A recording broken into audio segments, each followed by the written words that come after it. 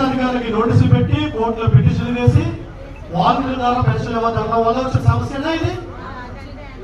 ఈ రోజు ఇప్పుడు చెప్తున్న వాయిస్ అయినా పెద్ద మనిషి అదే ఆయన కార్యకర్తలు ఇస్తాడట, పెన్షన్ అవ్వడానికి సేవ నీకు చేస్తాడట.